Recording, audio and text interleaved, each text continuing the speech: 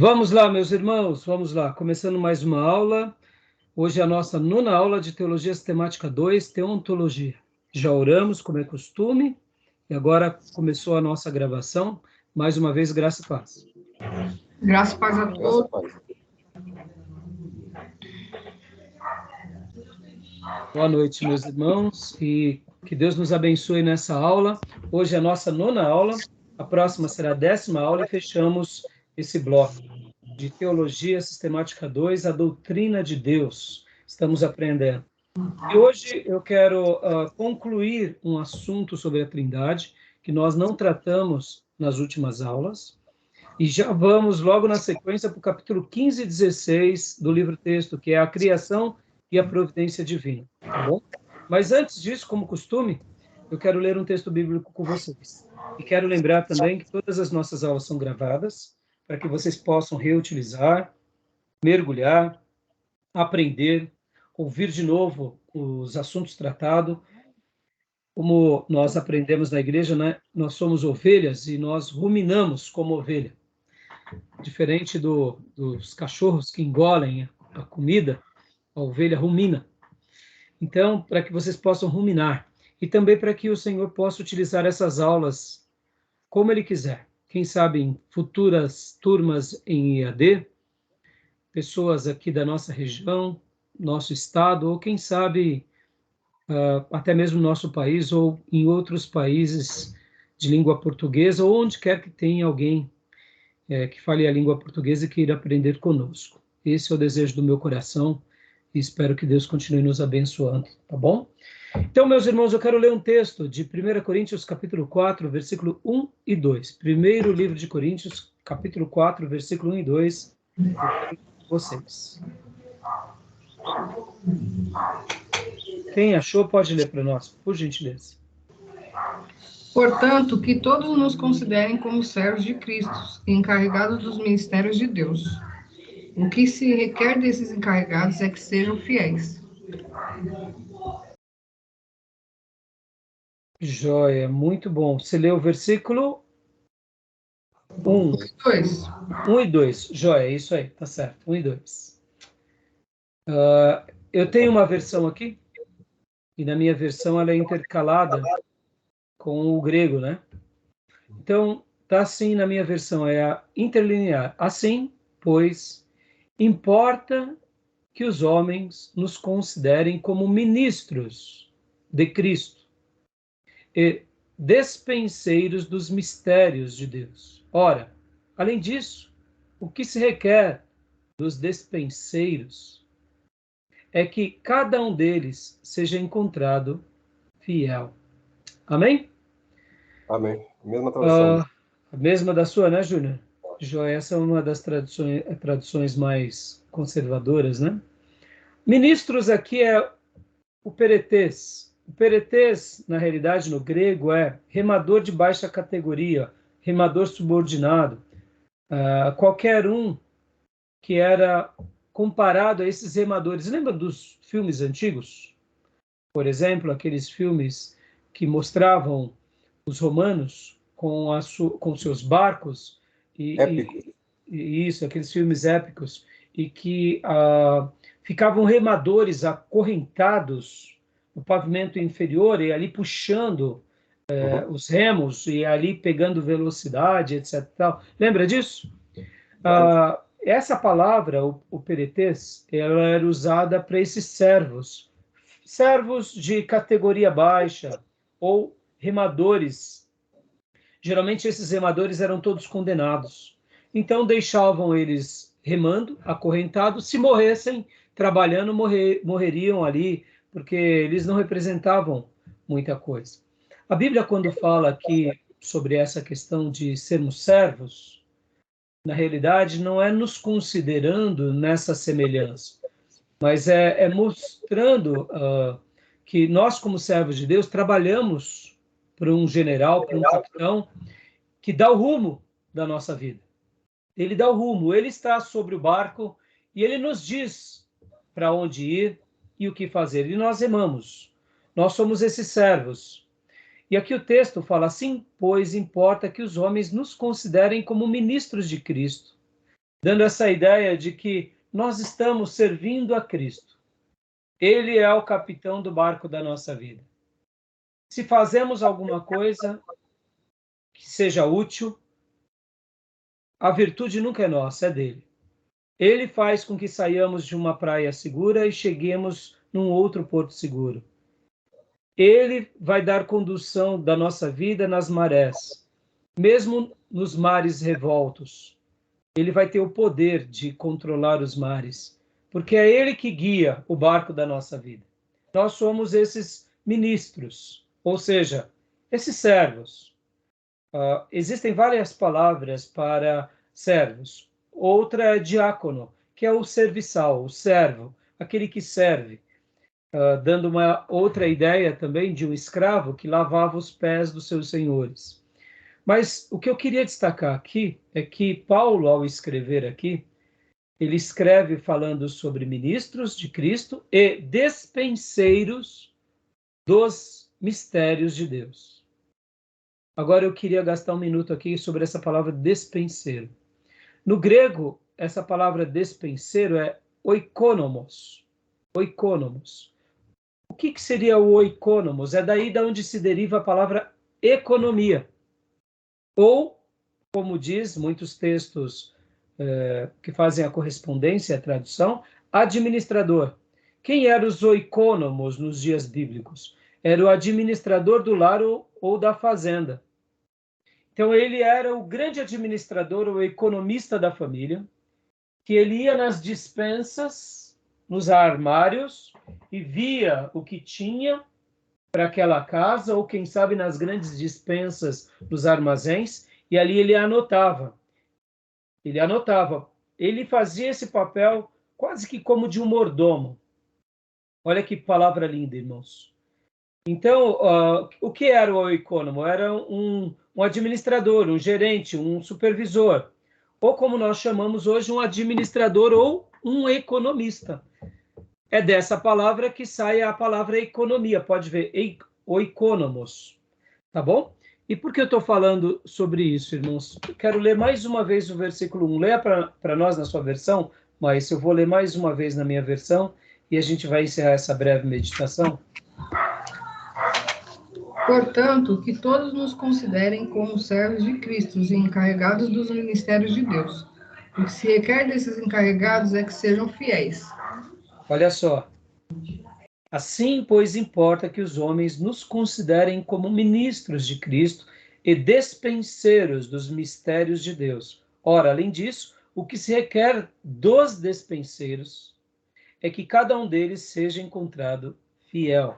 Ou seja, somos servos de categorias inferiores, a virtude é do nosso capitão, mas ao mesmo tempo ele também nos faz ser administradores, economistas, de uma riqueza que não é nossa, é dele.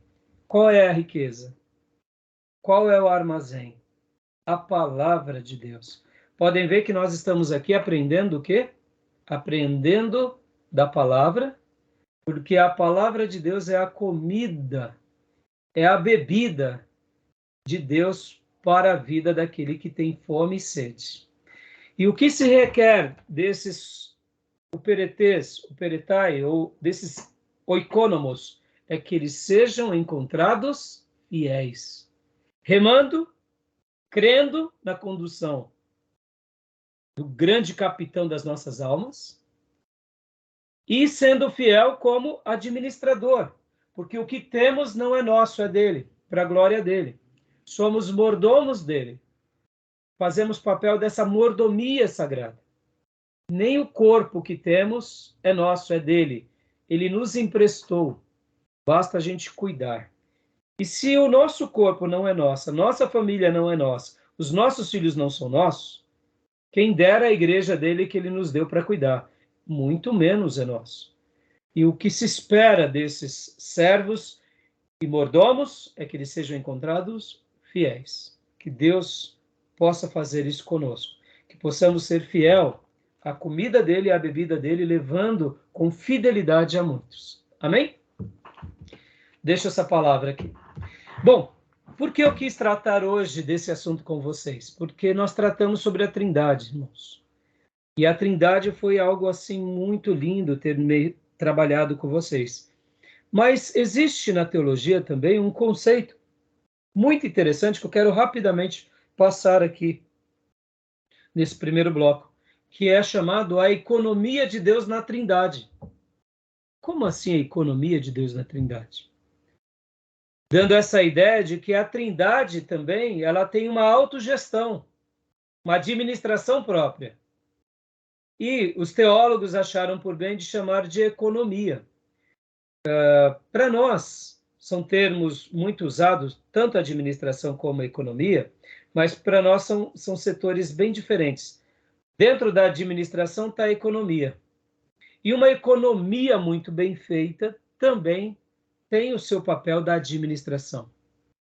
Nós aprendemos que Deus ele é o grande economista do universo, como ele é o grande líder, o grande professor, o grande psicólogo, terapeuta. Ninguém se compara ao nosso Deus, ninguém. E quando a teologia trata de Deus como grande economista, você pode ver que tudo que Deus cria, nada se estraga, tudo se aproveita, tudo se recicla. Quem cria lixo é o ser humano no planeta, não é assim? Pode ver que o planeta ele é autorregulamentado, o universo é autossustentado. Por quê? Porque Deus, quando ele faz algo, ele tem essa divina economia, nada se estraga, tudo se recicla no plano e no propósito de Deus. Só que agora eu quero que vocês olhem essa economia divina, essa grande administração, não simplesmente na criação, mas na pessoa de Deus. Na pessoa de Deus. Porque quando a gente pensa sobre Trindade, os ofícios e as manifestações divinas, elas são apresentadas a nós com papéis. Logo, nós entendemos que é uma administração divina ou uma economia divina. E é isso que eu quero passar agora com vocês. Tá bom? Tudo bem? Alguém quer fazer algum comentário? Alguma dúvida até agora? Alguma pergunta do texto que lemos? Tranquilo? Já ouviram falar sobre esses termos? Peretes, oikonomos. Eu achei maravilhoso, da questão da administração, riqueza, tudo tem a ver, né? Tudo é ligado nisso. Tudo em Deus é perfeito, né, Maísa? É verdade. Tudo em Deus é muito perfeito. Então, meus irmãos, nós aprendemos bastante aqui, estamos estudando sobre a pessoa de Deus, o ser de Deus, falamos bastante sobre essa questão do ser de Deus, os nomes, o caráter, os atributos, as designações, e trabalhamos sobre os atributos comunicáveis ou atributos incomunicáveis, né? Atributos naturais, que eu classifiquei como espirituais / naturais, né? E os atributos morais. E a gente trabalhou nas últimas aulas sobre a Trindade. Então, agora eu quero rapidamente aqui passar com vocês sobre essa questão da economia, tá bom? Deixa eu compartilhar a tela aqui com vocês. Vamos lá. Então, a gente já falou aqui sobre a Trindade, como Deus pode ser 3 pessoas, porém um só Deus. Trabalhamos sobre aquelas questões, as máximas do Gruden, as ideias, as perguntas. Há um só Deus, Deus é 3 pessoas, cada pessoa é plenamente Deus. Mostramos um resumo dessa doutrina na Bíblia, fizemos apontamentos sobre essa tese que o Gruden trabalha e que os demais teólogos ortodoxos vão trabalhar. Deus é 3 pessoas, cada pessoa é plenamente Deus e que há um só Deus. E quando nós desvirtuamos qualquer uma dessas ideias, a gente cai em erros doutrinários muito grandes. Trabalhamos nos erros doutrinários que surgem durante os séculos, modalismo, arianismo, adocianismo, falamos sobre o triteísmo, subordinacionismo, falamos sobre a expressão de filioque. E agora, eu queria apenas... vamos ler essa parte aqui, eu achei muito legal, irmãos, rapidamente. Pode ler para nós, Júnior, essas perguntas? Achei que vale a pena a gente ler rapidamente aqui. Por favor, Júnior, leia para nós.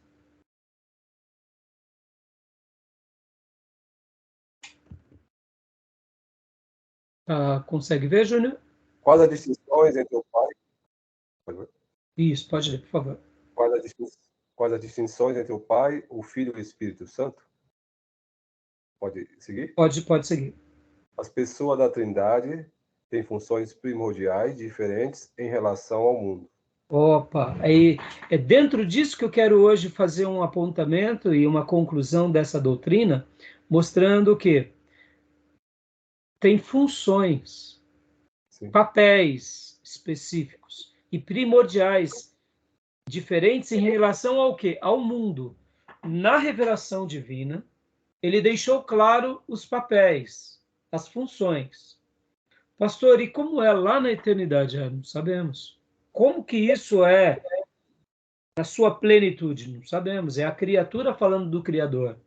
E o Criador se revelou por meio das Escrituras, dando para nós essa compreensão.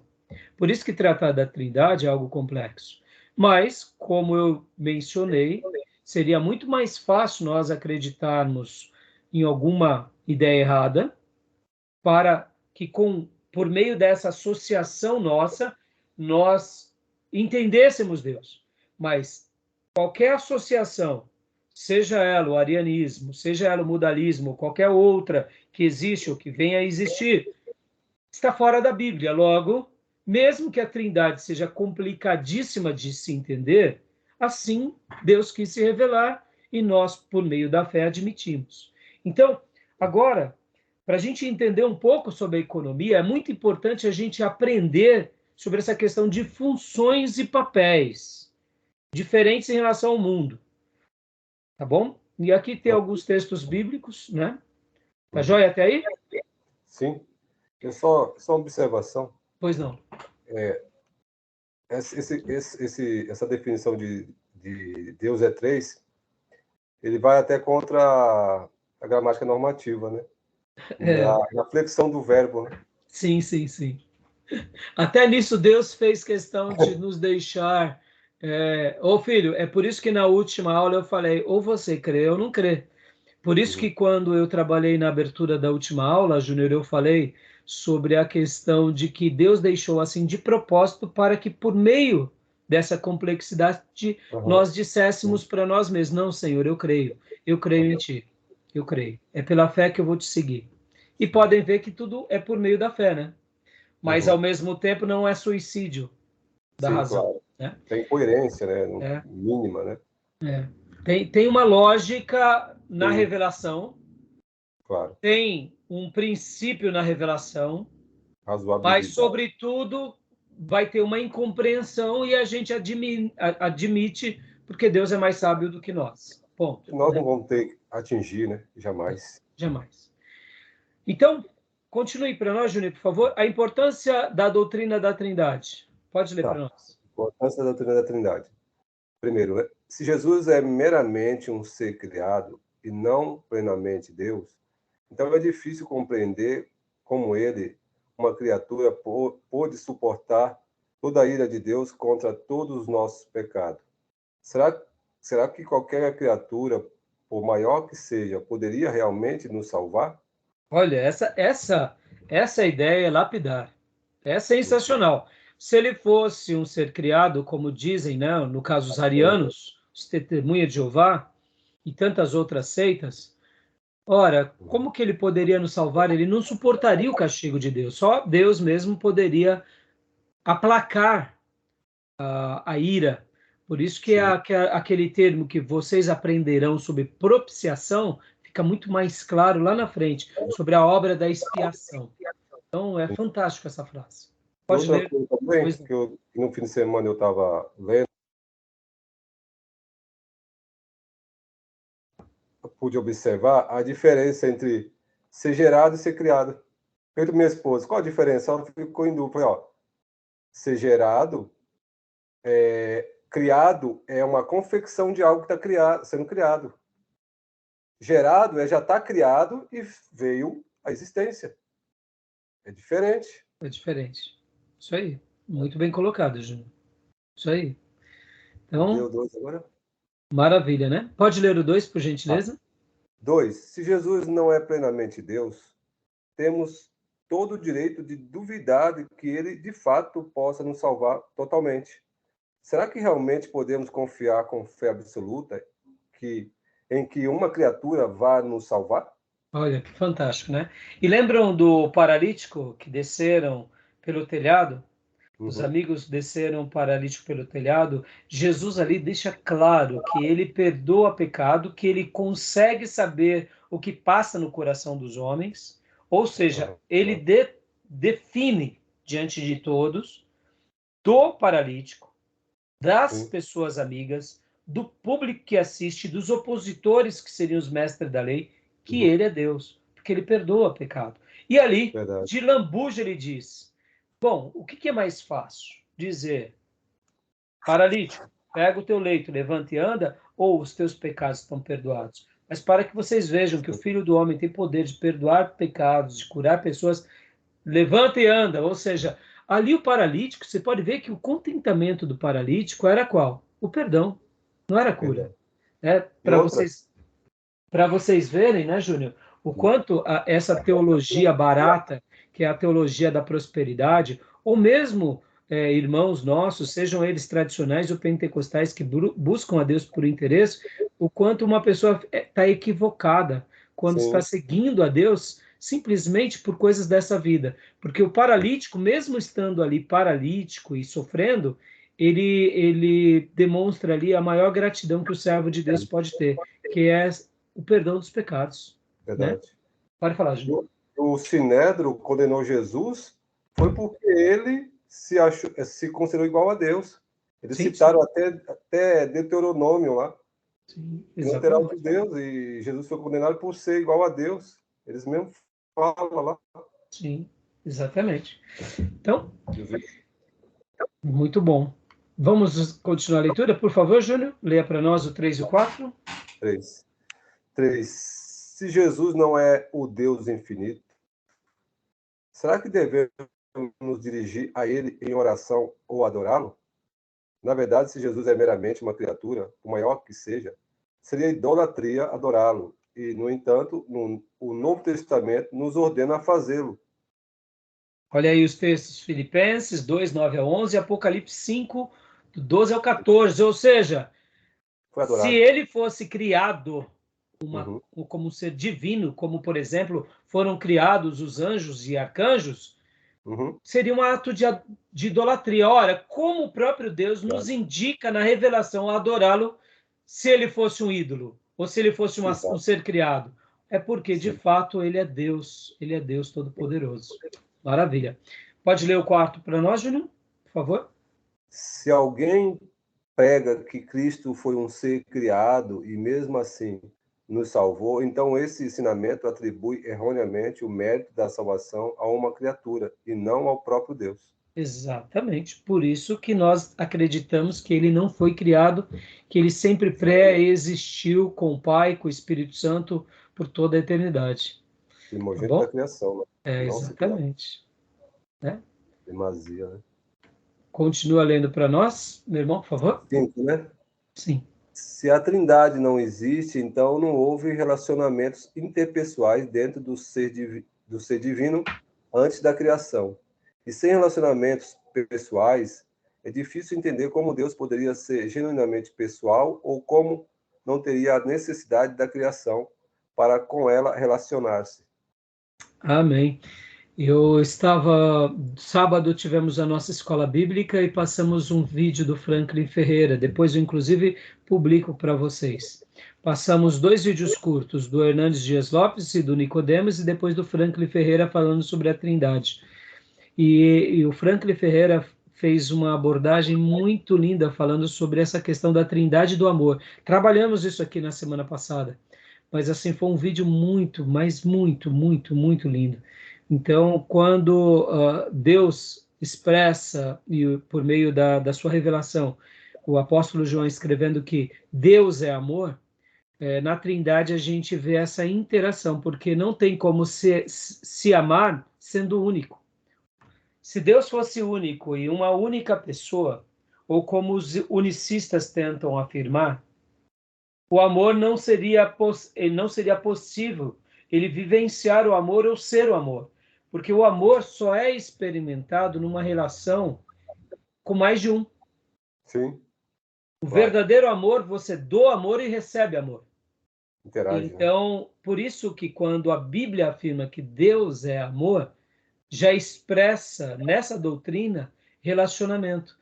E a Trindade se ama em si. E o Franco Ferreira falou com muita propriedade sobre isso, que a Trindade, durante toda a revelação, ela, de fato, trabalha nessa santa harmonia.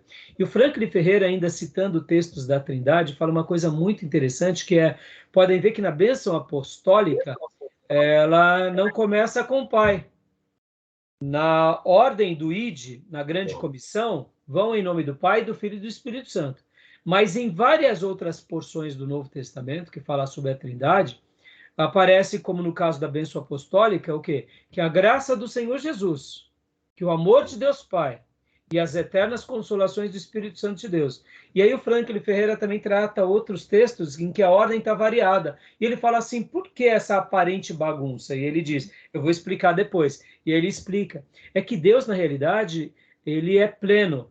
E ele não tem essa disputa de papéis. Eles se amam e um trabalha em harmonia com o outro, coexistindo e favorecendo. E ali o Franklin Ferreira falou muito bem, que ele até disse, quando dizemos e afirmamos que toda a criação só existe para adorar a Deus, é porque isso já está embutido até uma ideia na Trindade, no sentido de que um celebra o outro. O Pai celebra o Filho serve ao Pai e celebra ao Pai. O Espírito Santo revela ao Filho e o Pai prestigia o Espírito Santo, e assim a Trindade ela se autosserve, se autocelebra. Por isso que a nossa vida só tem sentido adorando a Deus. A gente só encontra sentido de ser e existir quando adoramos a Deus. E isso representa o porquê viemos de Deus. Seria o retorno ao nosso Criador, que, de fato, já que somos criados à imagem e semelhança dele, só temos sentido de existir quando o adoramos, quando o celebramos. Então, achei muito lindo. Depois eu publico para vocês esse vídeo do Franco Ferreira. Ele está falando sobre a Trindade num congresso da Fiel, tá bom? Diga, Júnior. Não, não existe maior nem menor, né? Não existe. A relação deles é harmônica, né? Por isso que eu falei há pouco sobre essa questão dos papéis. Na revelação houve papéis, para que houvesse a redenção, para que houvesse uma clareza maior na revelação para nós, mesmo que diante de toda essa clareza ainda seja muito pequena para a gente tentar entender a plenitude do que ele é, mas é o necessário para que creiamos nele e o sigamos. No entanto, já eu vou falar um pouco mais sobre essa questão dos papéis. Então, continua aqui o sexto para nós, Júlio, por favor. Se não há pluralidade perfeita e unidade perfeita no próprio Deus, então também não temos fundamento para pensar que possa existir alguma unidade última entre os diversos elementos do universo. Tá bom? Dando essa ideia de que em Deus tudo é muito harmonioso, muito perfeito, e a Trindade trabalha nessa sintonia. E agora, irmãos, olha só, a economia da Trindade. É aqui que fica claro o que eu falei há pouco dos papéis. Lembra que aqui há pouco, quando eu fiz questão de citar, as pessoas da Trindade têm funções primordiais diferentes em relação ao mundo. Eu poderia utilizar o termo aqui, ao invés de funções, papéis primordiais. Por essa razão que na economia fica muito claro que os papéis, olha lá, e por que na teologia foi tratado de economia e não administração? Dando uma ideia aquilo que, por exemplo, irmãos, quando a gente faz um estudo, né, da administração, dentro da administração você tem finanças, você tem economia, você tem gestão, você tem pessoas.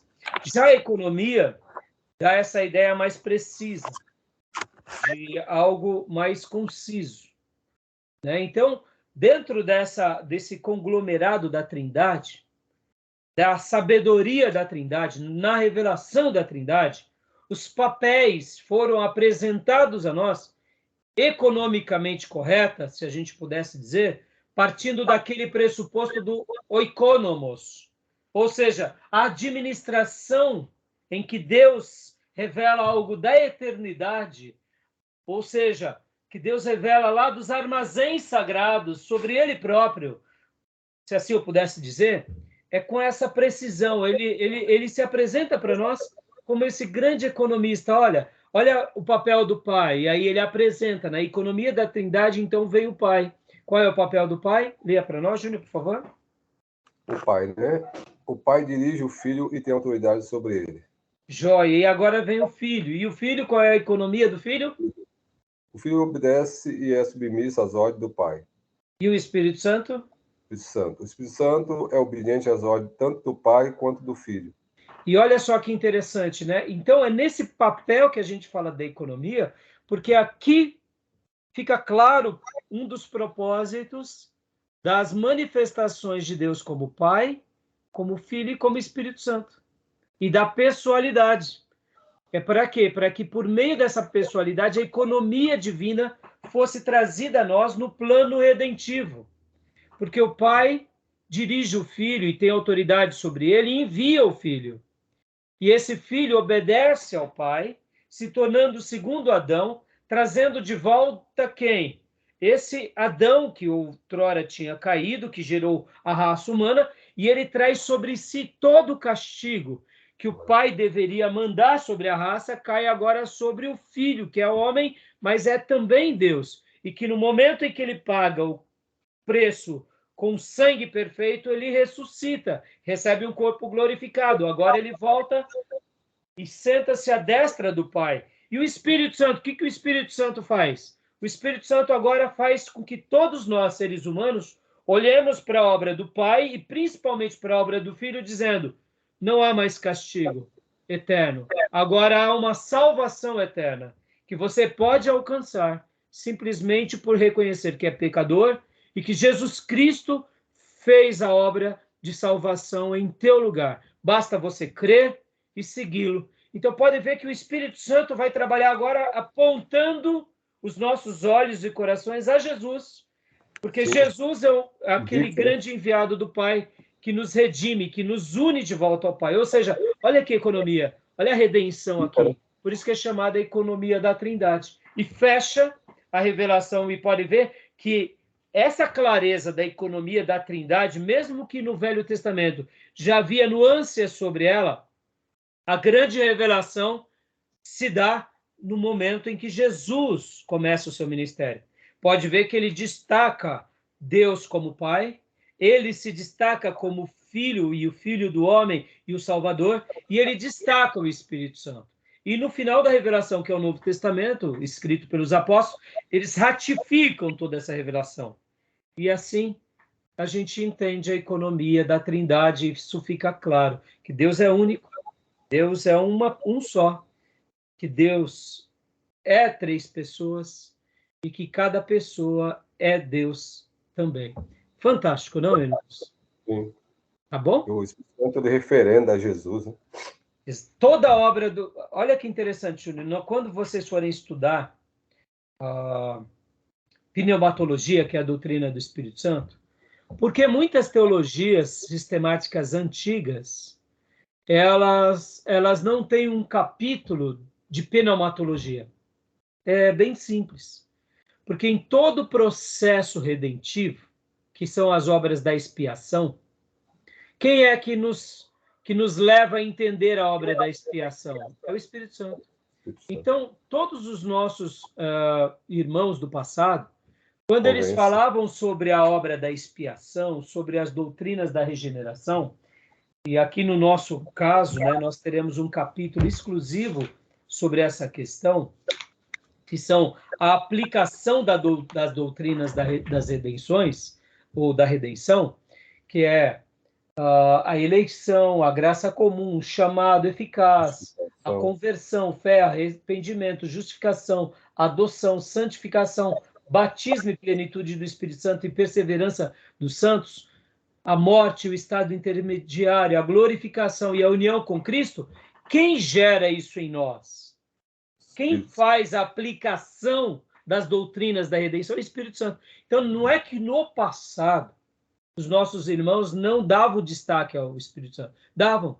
Mas quando o Espírito Santo nos leva a compreender as doutrinas da aplicação da redenção, ele já está trabalhando em nós.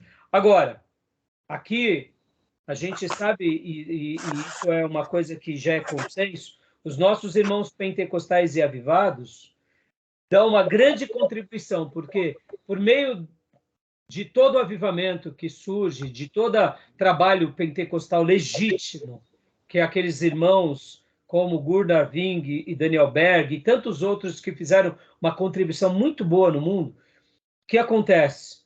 A gente sabe que abre-se estudos e mais estudos sobre a pessoa do Espírito Santo.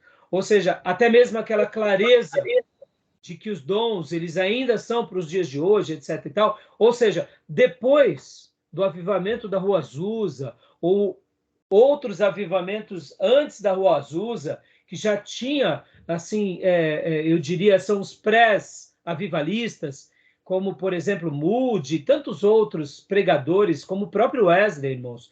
Wesley pregava, contam-se algumas biografias, e era comum as pessoas ficarem literalmente deitados nas praças, como se estivessem embriagados. Os policiais chegavam perto, porque muitas vezes tinham pessoas bem arrumadas, deitadas, desmaiadas. E aí as pessoas muitas vezes chamavam os policiais e falavam, tem umas 4, 5 pessoas ali deitadas na praça. Eles iam perto dessas pessoas, tentavam cheirar, né, perto da boca para ver se eles não exalavam bebida, porque podiam estar bêbados, né? Aí, quando eles notavam que não tinha sinais de bebida alcoólica, eles perguntavam, por acaso John Wesley passou aqui? Aí, se alguns diziam, sim, ele passou pregando, então fique tranquilo. São pessoas que foram tocadas por Deus, eles estão praticamente como nós chamamos hoje no movimento avivado pentecostal, eles estavam em estado de arrebatamento, entendeu? Eles eram tão impactados pela mensagem do evangelho, começavam a orar, se humilhar, que muitas vezes acabavam literalmente entrando em transe, e eu te pergunto, se é poder do Espírito Santo ou não? Assim como John Wesley recebia pedrada de endemoniados, isso também contam alguns biógrafos que vão falar sobre a vida de John Wesley, ele apanhava nas praças. De outra forma, John Wesley também fazia com que, por meio da sua mensagem, muitos se quebrantavam, caíam de joelhos, choravam, ao ponto de entrar em transe, no sentido mesmo de quase como um arrebatamento. Então, o que eu quero dizer, irmãos, será que isso já não eram sinais de um poder sobrenatural por meio da pregação? Claro que era. Só que a gente vai ver esse fenômeno acontecendo principalmente depois da Rua Azusa, do avivamento da Rua Azusa e em outros grandes avivamentos na história da igreja. Mas por que eu estou falando isso, irmãos? A contribuição das matérias de pneumatologia ou de doutrinas do Espírito Santo é dado muito para o povo de Deus por meio das igrejas pentecostais e avivadas, tá bom? Então, irmãos, olha, a economia da Trindade, eu achei assim que foi muito legal, nós não tratamos na última aula, eu falei, opa, vou ler esses slides e vou passar com os irmãos para a gente fechar. Tudo bem, meus irmãos? Ok. Alguma dúvida até aí? Não, tranquilo. Querem falar alguma coisa, minhas irmãs? Tranquilo. Maísa, irmã Cleusa. Tranquilo. Tem alguma dúvida, alguma pergunta? Não, pastor. Maravilha. Então, quando falarem assim, a economia da Trindade, lembrem essa questão dos papéis. Só para eu concluir essa questão dos papéis, deixa eu fazer uma pergunta aqui para vocês. Diante da criação de Deus, Deus criou o homem e a mulher. Deus cria primeiro o homem, depois a mulher. Vamos falar aqui. Do gênero masculino e feminino, qual é o mais importante? Tem mais importante? Tem menos importante? Não, pastor. Ambos são importantes. Perceba, eu fiz uma pergunta provocativa mesmo, apimentada. E até conduzir vocês a um desenvolvimento. Eu falei, primeiro Deus cria o homem, depois a mulher. Qual é o mais importante? já para ser tendencioso mesmo. Deixa eu só explicar uma coisa aqui para vocês, irmãos. Diante de Deus, ambos são importantes. Ambos. Pode ver que Deus cria ambos. Mesmo a mulher sendo criada depois, é o próprio Deus que tira a mulher de uma costela de Adão e faz a mulher. Deus só mostra o seguinte: a questão não é a importância, e sim é a clareza de papéis. Ficou claro? O papel do homem é diferente do papel da mulher. O homem pode gerar filhos? Não. Sim. Quem pode gerar filho é a mulher. E o homem, biologicamente, ele é mais forte do que a mulher? Sim. Por quê? Porque ele tem funções, papéis distintos. Vamos lá. Quer uma pessoa mole para dor, como o homem? Pelo amor de Deus, o homem está de dor de barriga, está chamando a mulher, está chamando a filha, está desesperado. E as mulheres passam dores o tempo todo, como diz o Cláudio Duarte, essa praga não morre. 5 vezes por mês ela sangra e não morre. Cláudio Duarte fala isso, né? Brincando sobre o gênero feminino, né? Do jeito engraçado dele, né? É resistente. A mulher tem dor de cólica desde a sua adolescência, vai parar na menopausa. Quando vai virar a menopausa, sofre com a menopausa, que é um fogo que não acaba e tal. E só depois dá uma certa harmonizada. O homem, meu irmão, o homem está de cólica, ele está morrendo. A mulher tem 4 dores e está suportando. O homem tem meia dor e não está aguentando. Exatamente, falou tudo. Essa é a definição. De contrapartida, o homem ele é mais resistente às dores físicas, pelo menos a grande maioria, a cortes, a hematomas, coisas fora, não internas, né? Coisas fora. E pode ver que o homem é meio que nem meu filho, né? Quando vê um motociclista, fala, é por isso, pai, olha, por isso que estatisticamente o homem morre mais cedo. Porque o homem ele é pseudo mais corajoso, que eu chamo de pseudo porque é mais tolo, né? Pode ver, a mulher se alimenta melhor, a mulher cuida mais, ela cuida porque ela quer ser mais bela, ela cuida porque quer ter mais saúde. O homem é muito rústico, né? Então, assim, são características. Por que eu estou falando tudo isso, irmãos? Há pouco nós passamos aqui a economia da Trindade.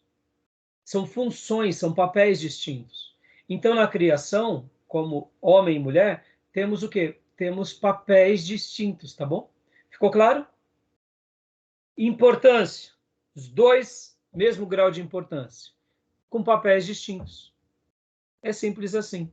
E na igreja, a mesma coisa. Na igreja, todos são importantes. A alma mais tenra, o feto, aquele bebê que está dentro da barriga da mamãe, que foi gerado agora, numa igreja, ele é tão importante quanto o pastor ancião, o mais experiente do Brasil. No entanto, são papéis distintos. Papéis distintos. Compreender essa questão dos papéis é discernir um pouco melhor a questão das economias. Faz toda a diferença, tá bom? Se Deus, como trino, se revela numa economia, a igreja é organizada também com uma certa economia. A vida como a economia. Quando a gente compreende isso, isso é um segredo muito lindo para nós. Tá bom, meus irmãos? Mais alguma dúvida, alguma pergunta? Não? Tranquilo? Fechado? Então vamos lá, meus irmãos. Olha, no nosso livro texto agora, eu quero que vocês deixem aberto. Agora nós estaremos entrando no capítulo 15, a criação, tá? Página 198 na minha versão antiga, 198. Então, os irmãos aí que compraram a nova edição, Júnior e a nossa irmã Maísa, que foi galardoada, presenteada pelo irmão. Glória a Deus, merece muita oração, hein, Maísa? Né, Júnior? Tem que orar pelo Júnior, pela família do Júnior, porque depois desse presentão aí, só com muita oração, né, Júnior? Não, isso aí não. Gente, Deus seja louvado. Parabéns, viu, Júnior, pelo seu gesto. Então, a gente abençoando e sendo abençoado. Amém. No livro de vocês, para mim é capítulo 15. O livro de vocês, qual é o capítulo? A Qual é criação? o capítulo? Capítulo da criação. Criação, né? É capítulo 15 também, só que a página é 392, eu acho. Joia. Então 392? podem abrir. 392, né? Achou aí? Tá bom. Maravilha. Deixa aqui. 392. Joia. Deixa eu achar aqui. Esse é muita página. 392 para vocês. Maravilha. Capítulo 15 também. Joia. Capítulo 15. Tá bom? Então vamos lá? Eu vi que o tio entrou na classe e saiu. O Dio, né? O Dio foi bom. Ele entrou e saiu. Ou deve estar com problema na internet dele. Ele tinha dito que em função dessa greve do dia de hoje, ele teve problema para chegar em casa. Eu também tive que levar meu filho lá para o trem de Guaianazes, porque hoje ele dá aula, e então eu tive que levá-lo. E hoje vou ter que buscá-lo lá. Então vamos lá, meus irmãos. Página 198 no meu caso, o capítulo 15 de vocês, outra página, né? E agora eu vou compartilhar aqui com vocês o material nosso. Vamos lá. Aqui. Deus criou do nada. Esse termo é o ex nihilo. Olha só.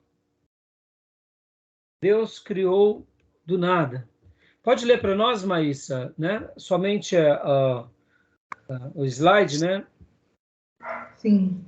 Deus criou do nada, ex nihilo, o universo. Gênesis 1:1, Salmos 33:6, 9. É João, né, pastor? Isso, não precisa só ler o primeiro texto, viu, Maísa? Porque como está aqui nos slides, né? Se alguém quiser depois apreciar os versículos, a gente só não vai lê-los agora, porque senão a gente não teria o tempo hábil para a gente poder passar todo o material. Mas esses são os textos onde Deus cria o universo. Alguns, é claro, existem muitos outros. Pode ler o 2? O homem e a mulher e o tempo. Joia. Vamos ler aqui, irmãos, só os primeiros versículos. Júnior, leia para nós Gênesis 1:1. Irmã Cleusa, consegue ler aí onde a irmã está? Gênesis 2:7. Jó 36:26, tá bom? Gil, graça e paz, Gil. Conseguiu? E aí, Dio? Ao som. Graça e paz, pastor. Graça e paz a todos. Consegui. Estava tendo uma dificuldade, mas consegui. Joia. Então, pode ler para nós, irmã Cleusa, a irmã consegue ler Gênesis 2:7? Abre para nós, então, Gil, Gênesis 2:7, por gentileza. Ok. Bom? E, então, Deus cria do nada. Essa expressão do nada, irmãos, não está na Bíblia, tá bom? Na Bíblia não está ex nihilo. Essa é uma palavra criada na teologia para explicar o do nada. A gente vai ver aqui no livro-texto. No entanto, do latim, exatamente. Agora, no entanto, o que tem na Bíblia é o termo bara. Bara. Bereshit bara et Elohim. Dando uma ideia da criação de Deus em Gênesis 1:1, né?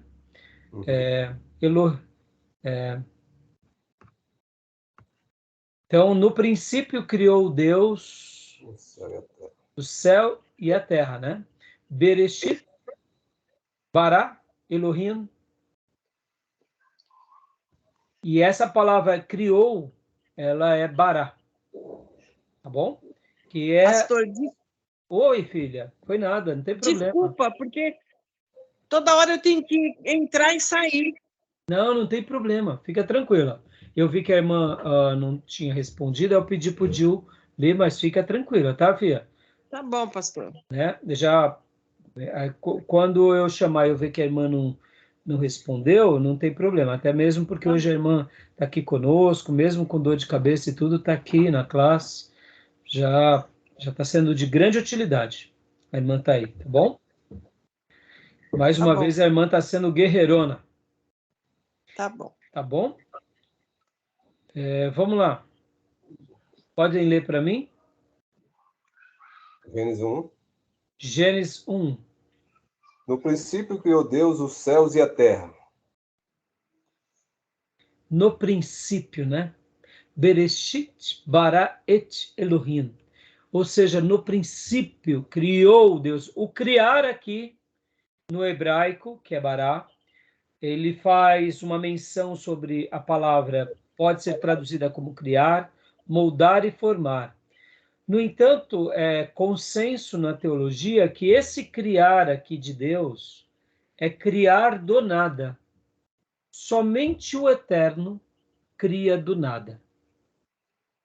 Tudo o que há no universo é criado de alguma coisa que já existe. Somente Deus tem esse poder. Mais ninguém tem esse poder, nem o diabo. O diabo, aliás, foi criado por Deus do nada também, tá bom? Esse poder só está nas mãos do Eterno. Então, leia para nós agora também. Tinha pedido Gênesis 2:7. Deus cria o universo. Deus cria o homem e a mulher. Gênesis 2:7. Posso ler, professor? Pode ler, por favor. Então formou o Senhor Deus ao homem do pó da terra, e lhe soprou nas narinas o fôlego de vida, e o homem passou a ser a alma vivente. Glória a Deus. O homem passou a ser alma vivente. Então Deus cria do nada todas as coisas, o mundo invisível e físico, e no físico cria o homem e a mulher, que é a suprema criação de Deus. E Deus também cria o tempo. Jó 36:26. Pode ler, Maís, por favor.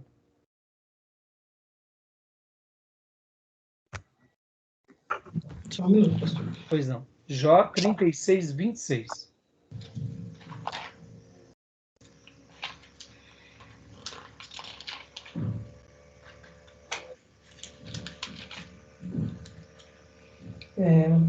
Como Deus é grande, ultrapassa o nosso entendimento. Não há como calcular os anos da sua existência. Aleluia. Então, dando uma ideia da construção do tempo, o nosso Cronos. Meus irmãos, agora deixa eu fazer aqui um apontamento com vocês. Eu amo esse texto. Romanos capítulo 4. Vamos abrir as nossas Bíblias em Romanos 4. Quando fala aqui de Abraão, vocês devem já ter ouvido sobre essa porção. Lá do 4:13 em diante, não foi mediante a lei que Abraão e a sua descendência receberam a promessa de que ele seria herdeiro do mundo, mas mediante a justiça que vem da fé. Pois os que vivem pela lei são herdeiros. A fé não tem valor e a promessa é inútil, porque a lei produz a ira. E onde não há lei, não há transgressão. 16, versículo do capítulo 4. Portanto, a promessa vem pela fé, para que seja de acordo com a graça e seja, assim, garantida a toda a descendência de Abraão. Não apenas aos que estão sob o regime da lei, mas também aos que têm a fé que Abraão teve. Ele é o pai de todos nós. Como está escrito. E aqui do 17 em diante que eu quero destacar. Como está escrito. Eu constituí pai de muitas nações. Ele é o pai aos olhos de Deus, em quem creu. O Deus que dá a vida aos mortos e chama à existência coisas que não existem como se existissem. Esse termo é maravilhoso. Deus que dá a vida aos mortos e chama à existência coisas que não existem como se existissem. Por que eu estou lendo esse texto de Romanos? Porque Abraão compreendeu esse poder de Deus quando começou a crer em Deus. Esse é um poder típico de Deus. Por isso que Abraão é esse pai da fé extravagante, eu diria. Extraordinário. E aí continua. Abraão, contra toda esperança, em esperança creu. Aleluia. Para a gente entender um pouco ex nihilo, a pessoa mais próxima disso é Abraão. É claro que quando a gente vê Deus criando tudo, o visível e invisível, a gente entende. Mas na prática, né? Abraão, contra toda esperança, em esperança creu, tornando-se assim pai de muitas nações. Como foi dito ao seu respeito, assim será a sua descendência. Sem se enfraquecer na fé, reconheceu que o seu corpo estava sem vitalidade, pois já contava com cerca de 100 anos de idade, e também o ventre de Sara já estava sem vigor. Mesmo assim não duvidou, nem foi incrédulo em relação à promessa de Deus, mas foi fortalecido em sua fé e deu glória a Deus, estando plenamente convicto de que ele era poderoso para cumprir o que havia prometido. Aleluia. Eu sei que não tem como comparar, mas aqui, na realidade, foi de fato isso. Um ventre improdutivo, que já era estéril, passou a ter óvulos, e um corpo enfraquecido, porque aqui também dá uma ideia que Abraão, já aos 99 anos, já não tinha mais a sua vitalidade. Pode ver que o texto fala corpo enfraquecido. Possivelmente os seus espermatozoides e a sua virilidade já não era mais algo normal. Talvez, como o texto diz, um corpo sem vitalidade. Mas Deus faz um milagre no ventre de Sara, fazendo com que ela volte a ter os óvulos, e faz no corpo de Abraão. E os dois agora, que nem um pombinhos, são restaurados, e o milagre acontece. Nasce o sorriso. Né? O sorriso foi para o velho e para a véia, antes de nascer o sorrisinho.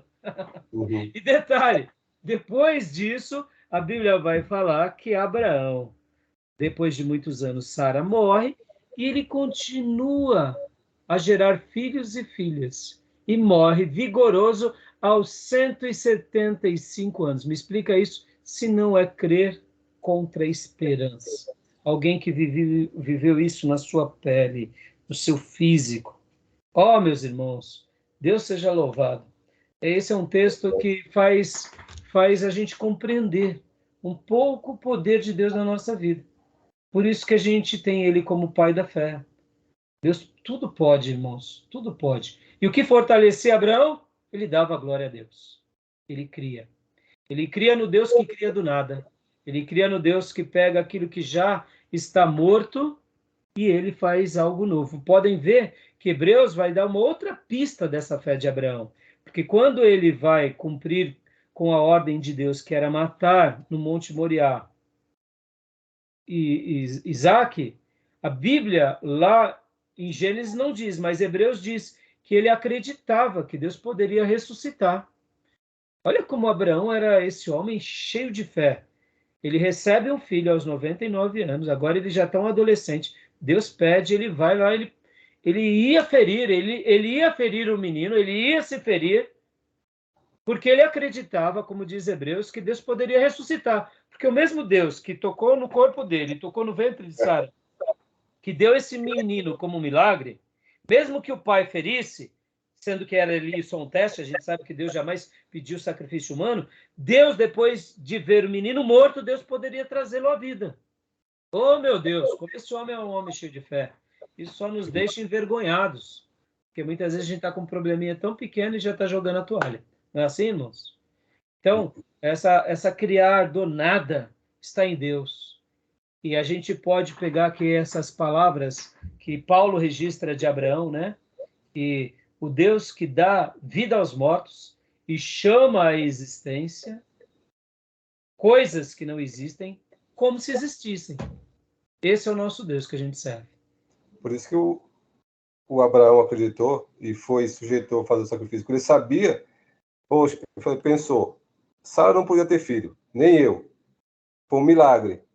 Eu vou fazer, se Deus tirar a vida, ele dá de novo. Exatamente. Do nada Né? ele deu. E por isso que a gente tem que crer, irmãos, aqui fica uma última palavra para a gente fechar nossa aula. Coisas que não existem como se existissem, crer contra a esperança. Verdade. Há jeito para a nossa igreja, há jeito para a nossa família, há jeito para aqueles que têm um coração duro, há jeito para o nosso país, há jeito. Há jeito para os marginais, há jeito para os traficantes, há jeito para quem está na... Há jeito para a gente, porque muitas vezes a gente está seguindo a Deus ali, meio que, né, seguindo o fluxo, mas no fundo, estamos sendo tão incrédulos em tanta coisa, há jeito para a gente, que a gente possa aprender com Abraão. Porque esse Deus, que esse Deus que tem o poder de criar do nada, ele pode fazer uma nova vida dentro da gente até, na caminhada. Verdade. Fala, Júnior. O que o Paulo faz também é um paralelo, até no direito, o direito sucessório é do mérito, está na lei, ou seja, é devido, ele fala, da herança. E a fé? Não tem lei?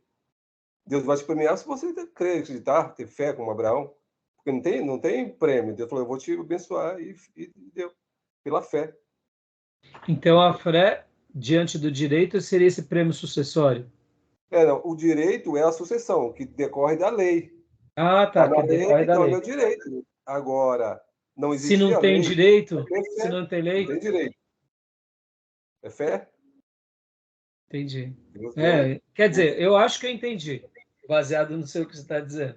Mas, de qualquer forma, o que eu sei é o seguinte, que a fé nos acredita. Isso é, né? Ou seja, é o prêmio. Amém. Exato. Amém, meus irmãos? Amém. Beleza? Vamos parar aqui a nossa gravação, que já deu uma hora. E a gente vai continuar agora. A gente vai ler um pouco o livro-texto agora na página 198, Gil. Alguma pergunta, irmãos? Irmãs?